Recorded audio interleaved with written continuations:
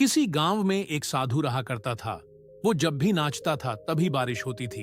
इसलिए गांव के लोगों को जब यह बारिश की जरूरत होती थी, तब यह लोग उस साधु के पास जाते और उनसे अनुरोध करते हैं कि वह नाचे। और जब वो नाचने लगते तो बारिश जरूर होती थी। नमस्कार दोस्तों, स्वागत है आपका अपने द बोधि वाइब्स चैनल पर। कुछ दिनों बाद चार लड़के शहर से गांव में घूमने आए। जब उन्हें यह बात पता चली कि किसी साधु के नाचने से बारिश होती है, तो उन्हें यकीन नहीं हुआ। शहरी पढ़ाई लिखाई के घमंड में उन्होंने गांव वालों को चुनौती दे दी कि हम भी नाचेंगे तो बारिश होगी, और अगर हमारे नाचने से बारिश नहीं हुई तो साधु के नाचने से भी बारिश नहीं होगी। अगले दिन सुबह सुबह गांव वाले उन चारों लड़कों को लेकर साधु की कुटिया के पास पहुंचे। गांव वालों ने साधु को सारी बात बताइए तो फिर लड़कों ने नाचना शुरू किया। पहले लड़के देना शुरू किया। आधा घंटा बीत गया। फिर पहला लड़का थक कर बैठ गया, पर बादल नहीं दिखे।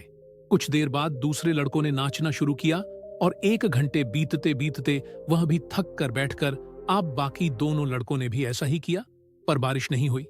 अब साधु की बारी थी। उसने नाचना शुरू किया। 1 घंटा बीत गया, पर बारिश नहीं हुई। साधु फिर भी नहीं रुका। वह नाचता ही रहा। नाचते नाचते 2 घंटे बीत गए, पर बारिश नहीं हुई। 4 घंटे बीत गए, पर बारिश नहीं हुई। लेकिन साधु तो रुकने का नाम ही नहीं ले रहा था।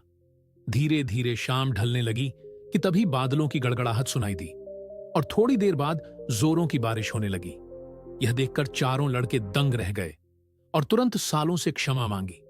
फिर चारों लड़कों ने साधु से पूछा, बाबा, भला ऐसा क्यों कि हमारे नाचने से बारिश नहीं हुई और आपके नाचने से बारिश हो गई? एक साधु ने उत्तर दिया, जब मैं नाचता हूं तो 2 बातों का ध्यान रखता हूं। पहली बात तो मैं यह सोचता हूं कि अगर मैं नाचूंगा तो बारिश को होना ही पड़ेगा, और दूसरी यह है कि मैं तब तक नाचूंगा जब तक कि बारिश न हो जाए। तुम्हें सफलता पाने वाले में भी यही गुण विद्यमान होता है। वो जिस काम को करते हैं उसमें उन्हें सफल होने का पूरा भरोसा होता है, और वह तब तक उस काम को करते हैं जब तक कि उसमें सफल ना हो जाएंगे। इसलिए अगर हमें सफलता हासिल करनी है तो उस साधु की तरह ही अपने लक्ष्य को प्राप्त करना होगा।